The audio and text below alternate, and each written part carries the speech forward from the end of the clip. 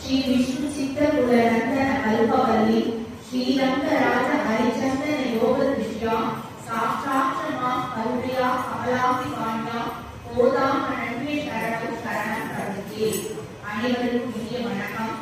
இன்னியோட பாசுரத்துல ஆண்டாள் தன்னுடைய நோக்கிற்கான சில சம்பாவனைகளை பெருமாள் கிட்ட பிரார்த்திக்கிறார். கூடாரை வெல்லும் சீர் கோவிந்தா முந்தன்மை பாடி பறை கொண்டு யாப்பெரு சம்மானம் நாடு புகழும் பரிசினால் நன்றாக சூடகமே தோல்வளையே தோடே செழிப்பூவே பாடகமே என்றடைய பல்வரும் யாமறிமோ ஆடை கொடுப்போம் அதன் பின்னே பாசோடு மூட நெய்பெய்து முழங்கை வழிவார கூடி இருந்து குளித்தேரோ எப்பாவாய். பகவானை அடி பணியாதவர்கள், பகவானை கூடாதவர்கள், பகவானை எதிரிகள், பகவானை வெறுப்பவர்கள், இவர்களை எல்லாம் ஆண்டாள் என்ன பெயர் சொல்லி அழைக்கிறா அப்படின்னா அவர்களை எல்லாம் கூடார் அப்படின்னு அழைக்கிறார். கூடாரை வெல்லும் சீர் கோவிந்தா அப்படின்னா அப்படிப்பட்ட கூடாரை, அப்படிப்பட்ட பகைவர்களை வென்றெடுத்த கோவிந்தா, பல கல்யாண குணங்கள் நிறைந்த கோவிந்தா, முன்ன நாங்க என்ன பண்ணினோம் அப்படின்னா உன்னுடைய திருநாமாக்களை நாங்க நாவால பாடினோம். அப்படி இந்த அடியார்களான எங்களுக்கு நீ என்ன பண்ணின அப்படின்னா நோக்கிற்கான பல உபகரணங்களை அளித்தாய். இப்பொழுது நீ என்ன செய்ய தெரியுமா? அடியார்களாகி எங்களுக்கு நீ நல்ல ஒரு சிறப்பான சம்பாவனையை தர வேண்டும். அப்படி நீ கொடுக்கக்கூடிய அந்த சம்பாவனையை பார்த்து இந்த நாடே, இந்த உலகமே வியக்கணும். அப்படிப்பட்ட சம்பாவனையை நீ தர வேண்டும் என்று ஆண்டாள் இந்த பாசுரத்தை பிரார்த்திக்கிறார்.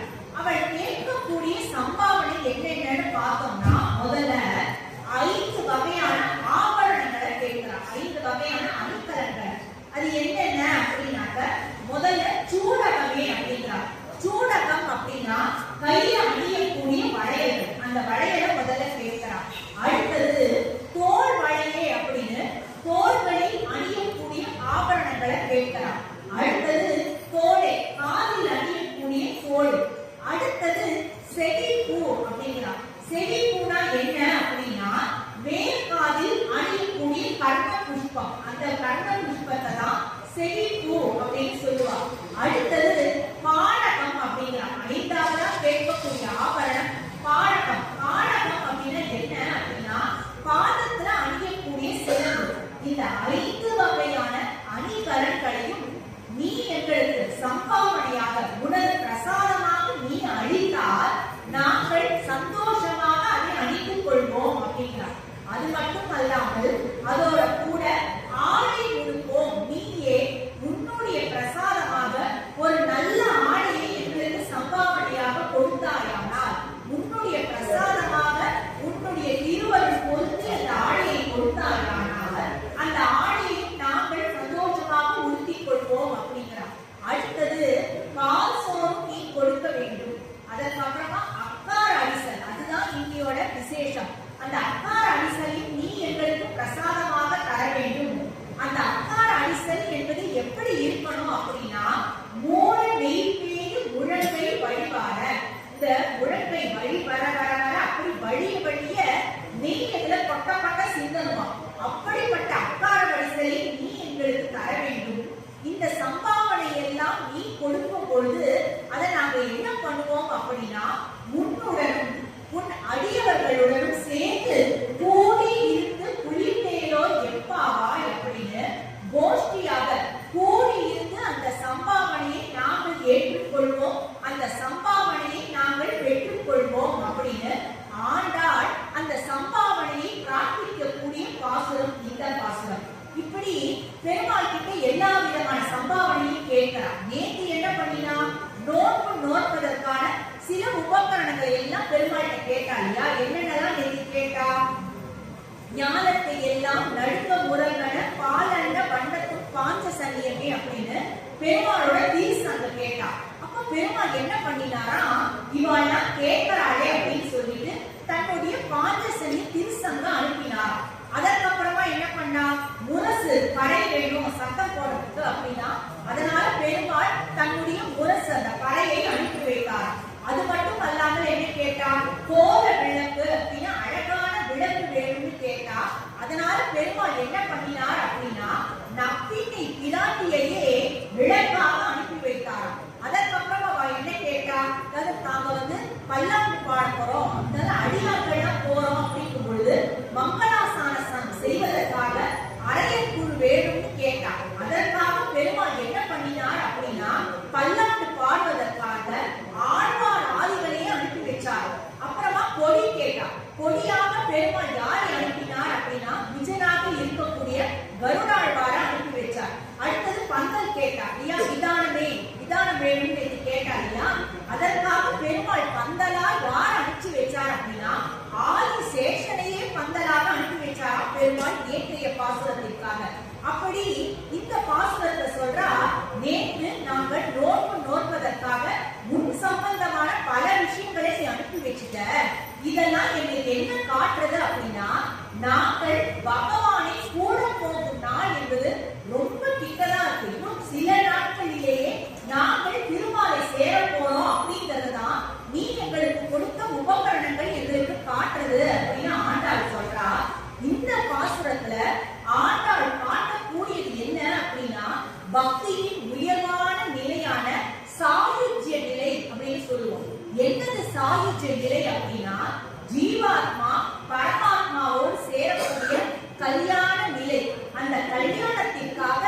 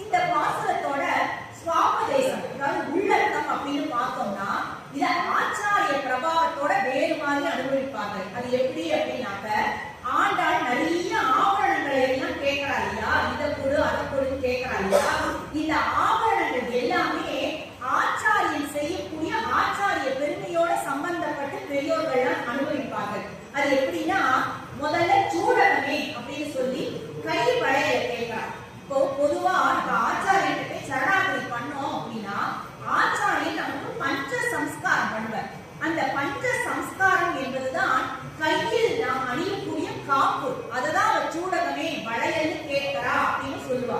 அடுத்தது தோல் வளையே அப்படின்னு 2 தோள்களில் அலங்கரிக்கக்கூடிய ஆபரணங்களை கேட்கிறா இல்லையா?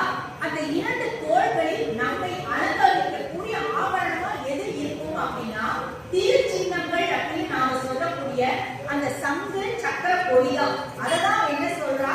தோல் வளையே அப்படிங்கிறா. தோலே அப்படிங்கிறது என்ன அப்படின்னா ஆச்சாரியன் நமக்கு உபதேசிக்கக்கூடிய திருமந்திர உபதேசம். ஏன்னா அந்த திருமந்திர உபதேசம் அப்படிங்கிறது தான் நம்முடைய காதுக்கு இருக்கக்கூடிய மிக சிறந்த அலங்காரம்.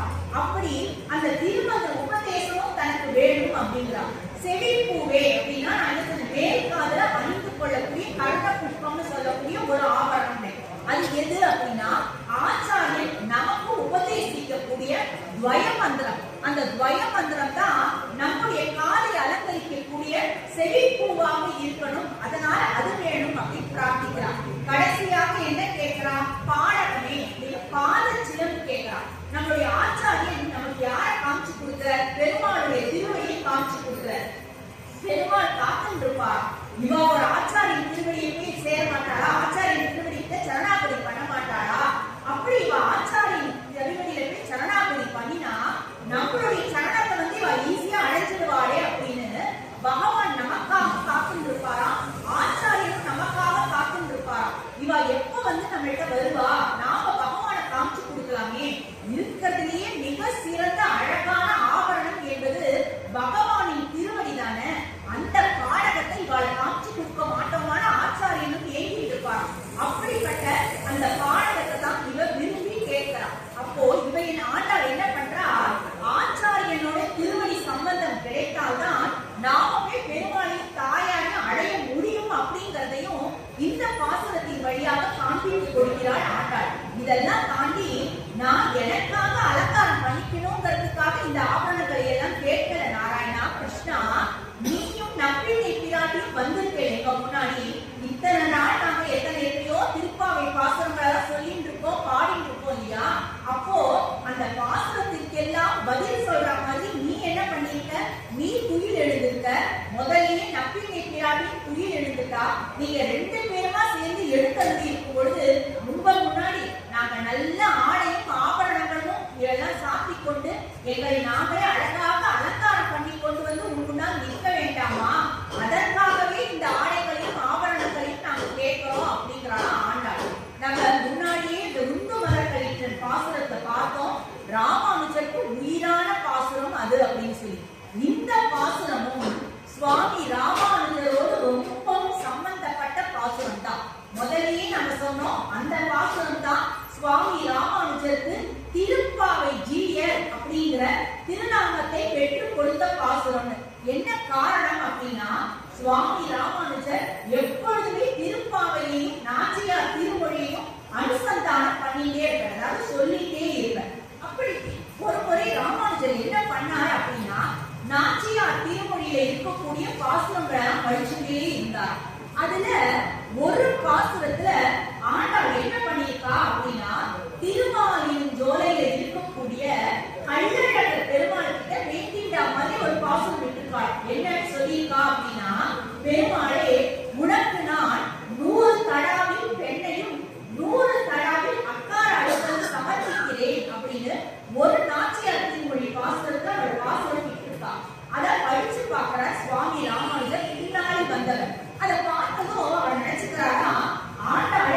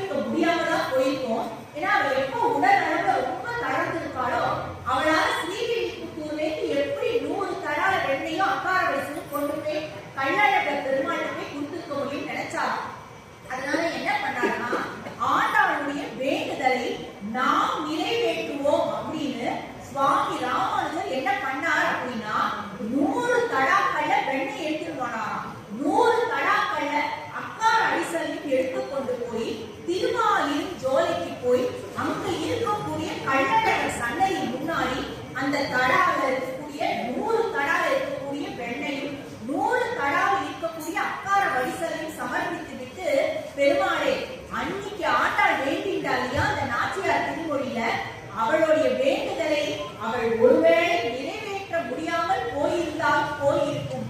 ஆண்டாளின் சார்பாக அந்த வேண்டுதலை நான் இன்று உனக்கு சமர்ப்பிக்கிறேன் அப்படின்னு சொல்லி கள்ளழகரோட திருவடியில அந்த பிரசாதங்களை அவர் சமர்ப்பிச்சார். சமர்ப்பிச்சது மட்டும் அல்லாமல் நேரா என்ன பண்ணார்னா திருமாலிருஞ்சோலையிலிருந்து ஸ்ரீவில்லிபுத்தூர் போனார். எல்லாமே பாண்டிய நாடுதான் அப்படின்னாலும் எவ்வளவு தூரம் நடந்தே போனார். நேரா ஸ்ரீவில்லிபுத்தூர் போனார். சன்னதி திறந்திருந்தது. ஆண்டாள் சன்னதி முன்னாடி போய் சந்தோஷமா சொன்னார், அம்மா நீ எனக்கு பிரார்த்திச்சிட்ட இல்லையா 100 தடார வெண்ணையும் 100 தடார அக்கார அடிசலும் பெருமாளுக்கு கொடுக்கணும்னு, இன்னைக்கு உன்னுடைய வேண்டுதலை அடியே நிறைவேற்றிட்டேமா, உனக்கு சந்தோஷமா அப்படின்னு கேட்டுட்டு சிரிச்சுட்டு அவர் அப்படி திரும்பினாராம். அப்போ ஆண்டாள் குருவாய் வளர்ந்தாள். நீ எனது கோயில் அண்ணனோ, அதாவது நீ என்னோட அண்ணனோ அப்படின்னு சொல்லி ஸ்ரீவில்லிபுத்தூர்ல இருக்கக்கூடிய ஆண்டாளை திருவாய் மலர்ந்தாள். இந்த சொல்லுவா ஆக்சுவலா ஆண்டாளுடைய திருவடி அப்படி லேசா ஒரு அடி முன்னாடி இருக்க மாதிரி இருக்கும் கூட சொல்லுவா. ஏன்னா ஒரு அடி முன்னாடி வந்து கேட்டாள், ராமானுஜர் கூப்பிட்டாள். அவர் திரும்பி பார்க்கல. அவர் சந்தோஷமா சொல்லிட்ட, நான் இந்த மாதிரி உன்னுடைய வேண்டுதலுக்காக நான் அங்க பண்ணிட்டேன், உனக்கு இப்ப சந்தோஷம் தானேமான்னு சொன்னதும் ஆண்டாள் அவள் அண்ணா கூப்பிட்டாள். அதனாலதான் என்ன சொல்லுவா அப்படின்னா, ஆண்டாளுக்கு அண்ணனாக இருக்கக்கூடிய ராமானுஜர் வாழியவே அப்படின்னு நம்ம சொல்லுவோம். ஏன்னா அப்படி அதை தன்னுடைய தந்தையா அவர் நினைச்சாலோ இல்ல ஆண்டாள் வேண்டிட்டா அவன் நிறைவேற்றாம இருந்தா நாம பண்ணுவோம் நினைச்சா அவன் பண்ணினார் ராமானுஜர். அதனாலேயே ஆண்டாள் என்ன பண்ணினா அப்படின்னா ராமானுஜரை அண்ணனாவே கூப்பிட ஆரம்பிச்சிட்டா. அப்படிப்பட்ட ராமானுஜருக்கு ஆண்டாளின் அண்ணன் அப்படிங்கிற பெயரை பெற்று கொடுத்த பாசுரம் இது அப்படின்னு கூட சொல்லலாம். ஏன்னா இந்த பாசுரத்தை சொல்றா இல்லையா, அந்த மூட நெய் பெய்து முழங்கை வழிபாரன்னு, இதுக்கும் நாச்சியார் திருமொழிக்கும் நம்ம கனெக்ஷன் பண்ணிட்டோம்னா அந்த அக்கார வரிசையில அவர் அப்படிதான் நெய் சொட்ட சொட்ட சொட்ட சொட்ட பிரமாதமா கழிக பண்ணிட்டு போய் கள்ளழகர் முன்னாடி சமர்ப்பிச்சார். அப்படி ஒரு உயர்வான பாசுரம் இது. நமக்கு என்ன சம்பாவனை வேணும் அப்படின்னு நம்ம ஒண்ணு பெருசா இது வேணும் அது வேணும் கேட்க போறதில்ல. நாம எதிர்பார்க்கக்கூடிய சம்பாவனை என்பது திருமாலின் திருவருள், திருமகளின் திருவருள் தான் அப்படின்றது பெருமாளுக்கே நன்னா தெரியும். அப்படிப்பட்ட அந்த திருவருளை நாமளும் இன்னைக்கு ஆண்டாளோடு சேர்ந்து பெருமாளின் திருவடியில பிரார்த்திப்போம். அந்த ஆண்டாளை நம்ம எல்லாருக்கும் என்னென்ன கோரிக்கை நம்ம மனசுல வச்சுட்டு வரணுமோ அத்தனை கோரிக்கைகளையும் அந்த கோதா தேவியை நிறைவேற்றி தருவாள் என்பதில் சந்தேகமே இல்லை. மீண்டும் நாளைய பாசுரத்தோடு நாம் சந்திப்போம். ஸ்ரீமதே ராமானுஜாய நமஹ. ஸ்ரீமதே